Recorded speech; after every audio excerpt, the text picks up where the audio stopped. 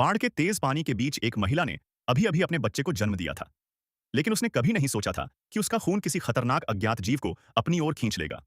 2 घंटे पहले मौसम विभाग ने चेतावनी जारी की थी। कैटेगरी 5 का भयानक तूफान समुद्र तट की ओर तेजी से बढ़ रहा था।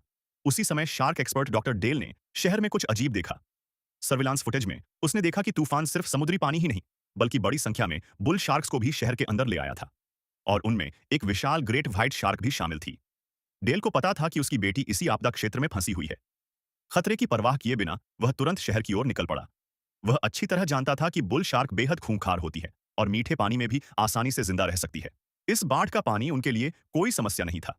पानी में जरा सी हलचल होते ही वे हमला कर देती थीं।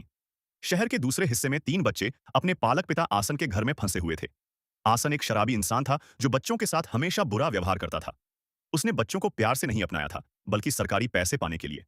जैसे ही बाढ़ का पानी घर में घुसा, आसन और उसकी पत्नी बच्चों को छोड़कर भागना चाहते थे, लेकिन गैरेज तक पहुंचते ही उनका सामना एक शार्क से हो गया। शार्क ने आसन का हाथ चबा डाला और उसकी पत्नी पानी में गायब हो गई। तीनों बच्चे डर से फर्श पर दुबक गए। आसन घायल हालत में लिविंग रूम में तैरती शार्क को घूर रहा था। तभी लड़के को याद आया कि बेसमेंट में एक बंदूक रखी है और साथ में जमे हुए स्टेक भी। अगर वह बंदूक तक पहुंच जाए तो शायद शार्क को डरा सके। लड़का तुरंत पानी में कूद पड़ा और बेसमेंट की तरफ तैरने लगा। उसने पहले फ्रिज खोलकर बड़े बड़े स्टेक्स निकाले, फिर शॉटगन लेने की कोशिश की, लेकिन बंदूक लॉक थी। तभी अचानक एक शार्क बेसमेंट में घुस आई। घबराहट में लड़के ने पेंट की बाल्टी गिरा दी। गंदे पेंट ने पानी को धुंधला कर दिया और शार्क की नजर कमजोर पड़ गई। मौका देखकर लड़के ने तैरता हुआ सूटकेस पकड़ा और तेजी से ऊपर लौट आया।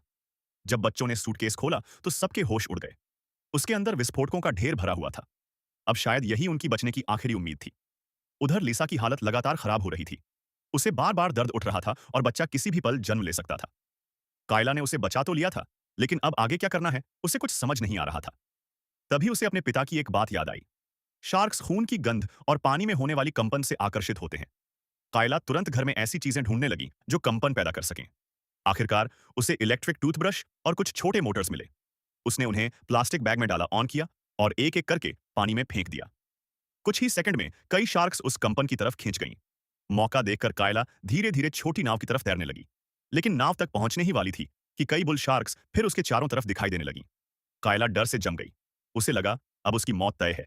लेकिन अजीब बात यह थी कि शार्क्स उस पर हमला नहीं कर रही थीं। वे किसी और चीज से डरी हुई थीं। कायला ने नीचे पानी में देखा और उसकी सांस अटक गई। नीचे एक विशाल साया तैर रहा था। वह ग्रेट व्हाइट शार्क थी। उसी के डर से बुल शार्क्स पीछे हट गई थीं। कायला तुरंत नाव पर चढ़ गई। पूरी रात की अफरा तफरी के बाद वह थककर सो गई, लेकिन अचानक लिसा की दर्द भरी चीखों ने उसे जगा दिया। अब बाढ़ का पानी दूसरी मंजिल की छत तक पहुंच चुका था और सबसे डरावनी बात, लिसा वाला पूरा घर टूटकर बह चुका था। दर्द से कमजोर हो चुकी लिसा लकड़ी के एक टुकड़े को पकड़कर किसी तरह तैर रही थी, लेकिन तभी उसका बच्चा जन्म लेने वाला था। वह दांत भींचकर लकड़ी पकड़े रही। कुछ ही देर बाद उसने बच्चे को जन्म दे दिया, लेकिन खून की गंध ने आसपास की शार्क्स को आकर्षित कर लिया। जैसे ही लिसा उम्मीद छोड़ने वाली थी, कायला वहां पहुंच गई। उसने तुरंत स्पीयर गन चलाई और एक शार्क को घायल कर दिया। फिर उसने लिसा और बच्चे को नाव पर खींच लिया, लेकिन अब बहुत देर हो चुकी थी। चारों तरफ शार्क्स ने उन्हें घेर लिया था। तभी आखिरकार डेल वहां पहुंच गया। उसने तुरंत स्टनगन पानी में फेंक दी। तेज बिजली पूरे पानी में फैल गई। कई बुल शार्क्स डर कर तुरंत दूर भाग गईं, लेकिन एक शार्क अब भी नाव की तरफ तेजी से बढ़ रही थी।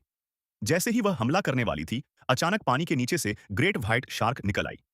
वह इंसानों को बचाने नहीं आई थी।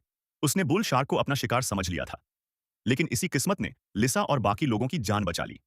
उधर तीनों बच्चे अपना प्लान शुरू कर चुके थे। उन्होंने विस्फोटकों को एक लकड़ी से बांधा फ्यूज जलाया और उसे पानी में फेंक दिया, लेकिन कुछ सेकंड तक कोई शार्क नहीं आई। मजबूरी में बच्चों ने पानी में जोर जोर से हलचल मचानी शुरू कर दी। कुछ ही देर में कई शार्क्स उस तरफ तैर कर आ गईं। तीनों बच्चे तुरंत फर्नीचर के पीछे छिप गए और अगले ही पल पानी के नीचे जोरदार विस्फोट हुआ। धमाके की लहर से पूरा पानी उछल गया। उनका पीछा कर रही शार्क्स टुकड़ों में उड़ गईं। धीरे धीरे तूफान शांत पड़ गया, लेकिन छोटा सा शहर पूरी तरह बर्बाद हो चुका था। तीनों बच्चे उस घर से बचकर निकल आए,